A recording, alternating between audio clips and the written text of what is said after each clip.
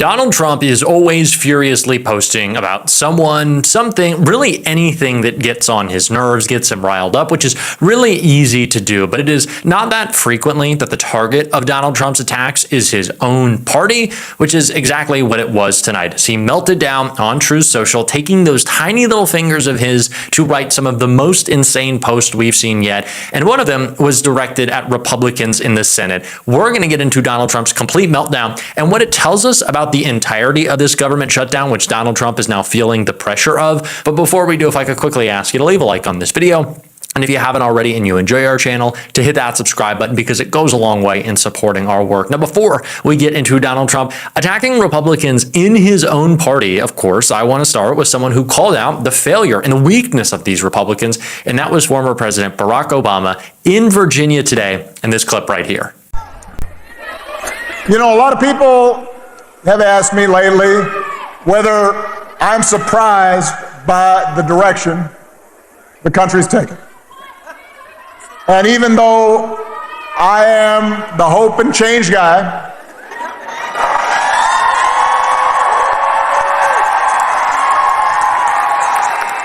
I try to be honest with them. So I say, yes, there are things I am worried about. I am worried about how quickly basic democratic rules and norms have been weakened. I'm worried about how willing Republicans in Congress have been to surrender their role as members of a co-equal branch of government, refusing to buck the president even when they know he's out of line. Even when a lot of them will privately admit that power is being abused in ways that will hurt their constituents and hurt the country. I worry about a Supreme Court that, so far at least, has shown no willingness to check this administration's excesses, even when those actions break legal precedent and seem to defy the bedrock principle that no one is above the law. These are guys who talk constantly, and I mean constantly, about how macho they are, how manly they are, how tough they are, and then they just fold to Donald Trump. And they're not just folding to Donald Trump, they're folding to former failed business person, former ridiculous reality TV star Donald Trump. This is not a tough guy. There's no air of intimidation around Donald Trump, yet always, out of the fear of a mean post, a post that we're actually going to get into, they capitulate, they bend the knee. It is embarrassing that Donald Trump could talk shit about someone like Ted Cruz's wife, and then he capitulates, that Mike Johnson has essentially given over the power of Congress to Donald Trump, and Donald Trump has openly said it, that Mike Johnson is his puppet, that he does whatever he wants. But that's what they do. And that's why we have a shutdown right now, because Mike Johnson doesn't care about what the responsibility of the Congress is. He cares about helping Donald Trump protect himself from the Epstein files. And so they will invoke whatever disgusting attack, whatever illegal action possible, including not swearing in Representative-elect, currently still Adelita Grijalva, but also making disgusting racist claims about the programs they're cutting and abusing, like SNAP. And of course, Barack Obama responded to that right here. I mean, they've devoted enormous energy to trying to entrench themselves in power and punishing their enemies and enriching their friends and silencing their critics. They put on a big show of deporting people and targeting transgender folks. They never miss a chance to scapegoat minorities and DEI for every problem under the sun. You got a flat tire? DEI.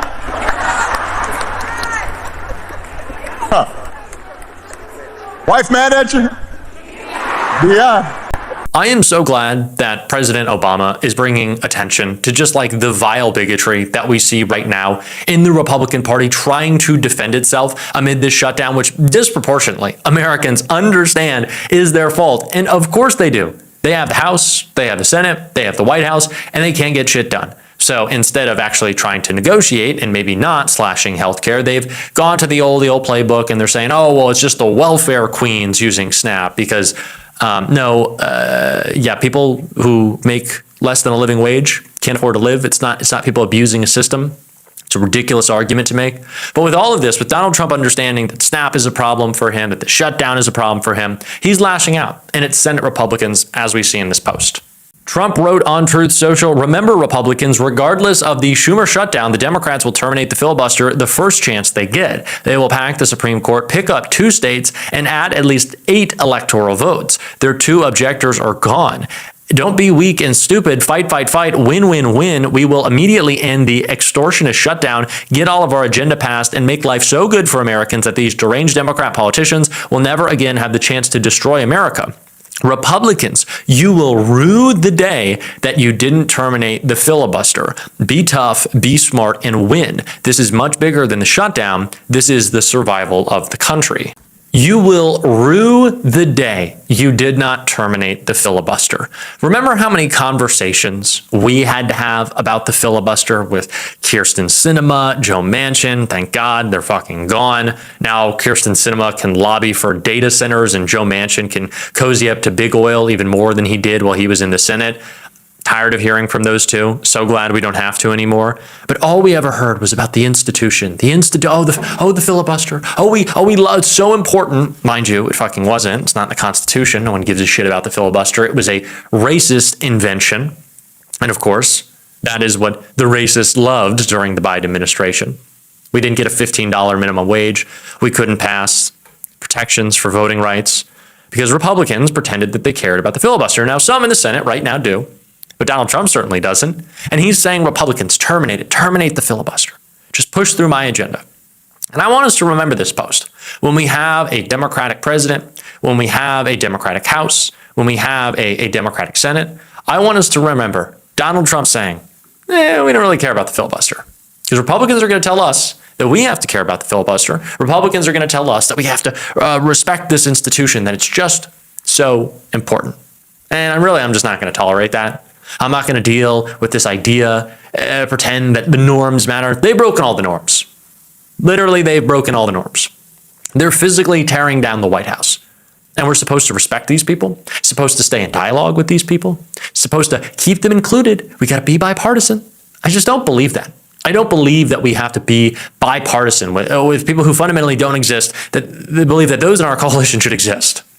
I don't want to be bipartisan with someone who doesn't respect the dignity and existence of trans people in America, with these vile racist bigots. People willing to see our democracy burn to write Elon Musk a bigger tax cut.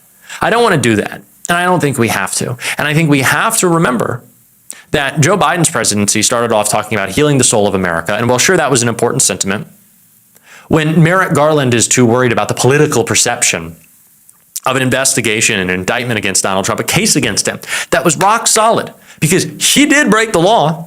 When we're so worried about the norms and the institutions that we don't actually bring justice, you're not serving those norms and institutions. You're only giving Republicans the opportunity to tear them down further.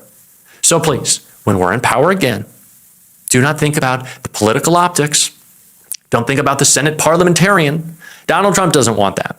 But Donald Trump doesn't want that so he can take people's health care away.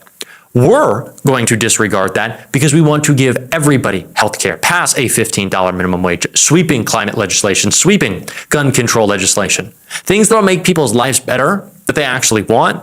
We're not going to let Republicans stand in the way of. And we're also going to not let the idea of this fear around political persecution stop us from bringing justice to the people who broke this country, who broke the law.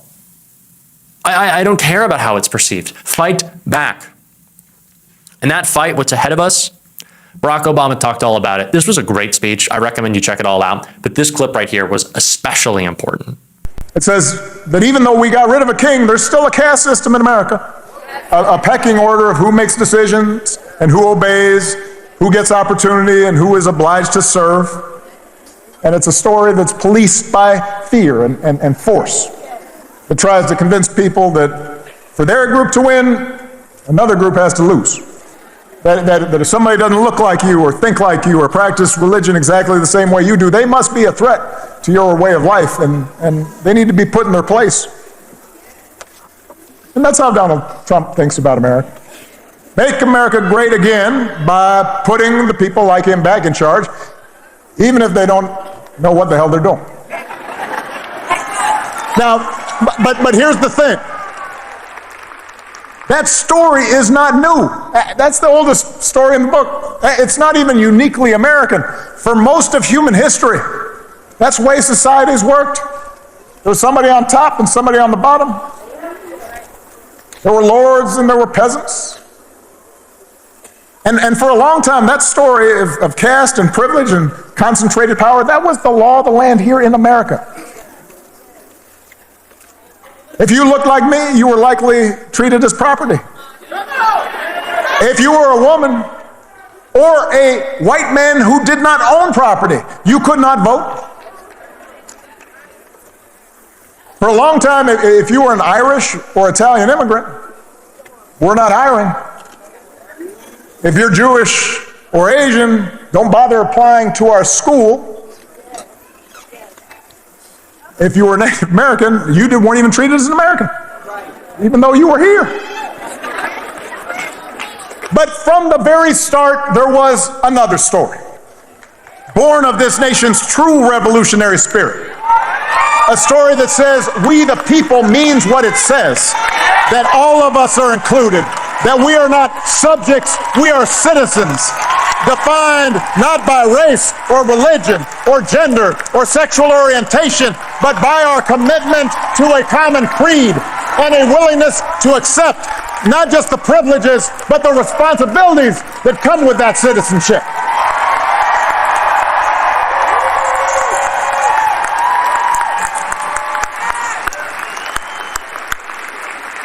That's what made the American experiment unique. That's what made us special. We have to fight a different battle than before, and we have to bring a different level of urgency, maybe than we ever have. We are certainly going to do so on this show. If you want to support that, as always, you can hit that subscribe button, leave a like on this video. If you stuck around to the end, drop a blue heart in the comments. Keep on fighting. Don't let them silence you. And until next time, I'll see you soon.